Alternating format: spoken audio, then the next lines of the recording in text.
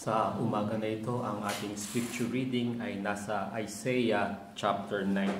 Hindi po natin babasahin ang buong kabanata from verse 1 hanggang verse 7. Magsisimula tayo dito sa reading sa Isaiah chapter 9 ngayong buwan, October at first half ng November.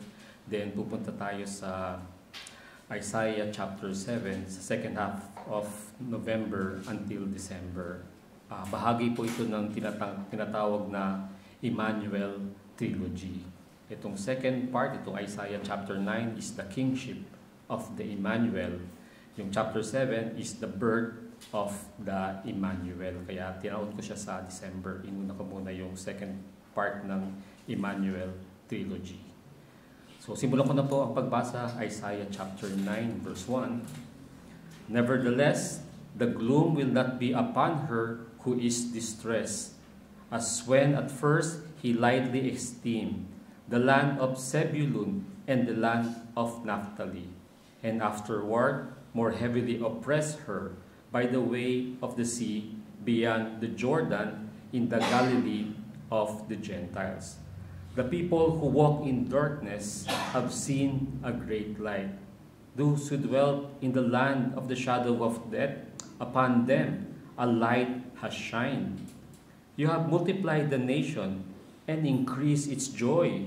They rejoice before you, according to the joy of harvest, as men rejoice when they divide the spoil. For you have broken the yoke of his burden, and the staff of his shoulder, the rod of his oppressor, as in the day of Midian. For every warrior's sandal from the noisy battle, and garments rolled in blood will be used for burning and fuel of fire. This famous verse. For unto us a child is born, unto us a son is given, and the government will be upon his shoulder. And his name will be called Wonderful Counselor, Mighty God, Everlasting Father, the Prince of Peace. And of the increase of his government and peace there will be no end. Upon the throne of David and over his kingdom, to order it and establish it with judgment and justice. From that time forward, even forever, the zeal of the Lord of hosts will perform this.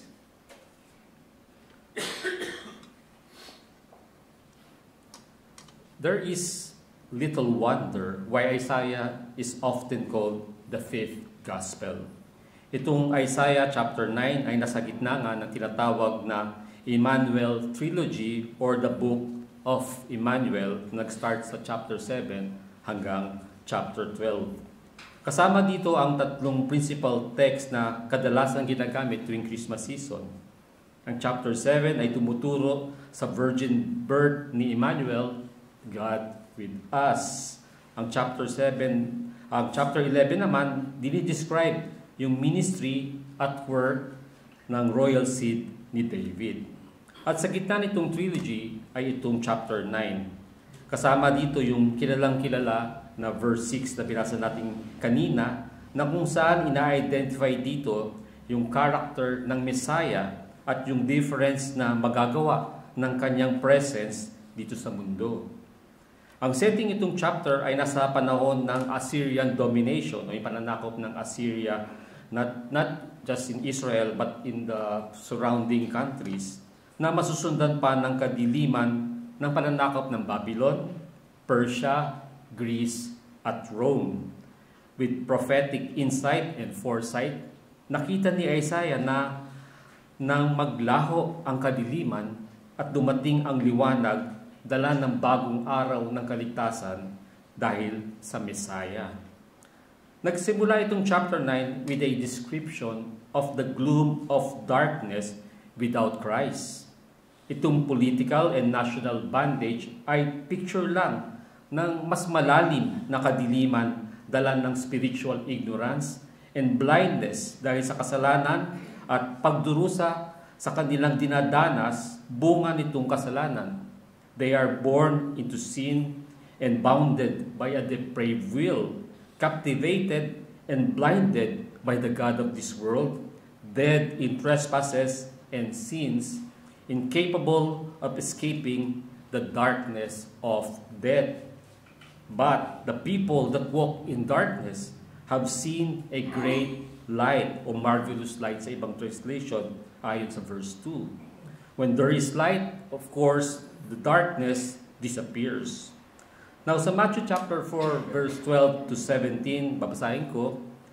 Now when Jesus heard that John had been put in prison, he departed to Galilee, and leaving Nazareth, he came and dwelt in Capernaum, which is by the sea, in the regions of Zebulun and Naphtali, that it might be fulfilled, which was spoken by Isaiah the prophet, saying, the land of Zebulun and the land of Naphtali, by the way of the sea, beyond the Jordan, Galilee of the Gentiles. The people who sat in darkness has seen a great light. Upon those who sat in the region and shadow of death, light has dawned. From that time, Jesus began to preach and to say, repent, for the kingdom of heaven is at hand. So malinaw itong mga verses ito, ang siyang nag-aalis ng pagdududa na ang nakikitang light ni Isaiah ay yung light of Christ na siyang nag-aalis ng kadiliman. Yung mga lugar o territories na nabanggit ni Isaiah ay bahagi ito ng Northern Kingdom na unang nasakop bunga ng kanilang pagkakasala laban sa Diyos. Ito nga yung irony ng grace and power of God. Yung bahagi ng bansa ng Israel na siyang unang nakaranas ng judgment ng Diyos dahil sa kanilang mga kasalanan, which is the Northern Kingdom, sila din yung unang nakakita ng light of Christ. Saan? Galilee, a region so despised by many in those days, was so honored by Christ dahil sila yung unang nakakita ng mga ginawang miracles ng ating Panginoon, di ba, sa Cana of Galilee. At una din nakarinig ng message of peace and salvation. Kaya grace is always amazing. Kaya nga sinasabi, the Holy Spirit comes, we don't know, it's like the wind. The consequence of the light was the increase of the nation, primarily referring to Christ's kingdom and the increase of joy, gaya ng sinabi sa verse 3. Nung panahon ni Isaiah, Israel was carried captive by a Gentile nation. But in Christ's new day, Gentiles would be incorporated, grafted into the true Israel of God. Kasama tayo doon in this present day. Having predicted the dispelling of darkness, nagbigay si Isaiah ng 3 reasons for the resulting joy. Yung last of which brings us to the incarnation text. Pansinin nyo na paulit-ulit yung ginagamit na salitang for, yung FOR, mula sa verse 4 hanggang verse 6.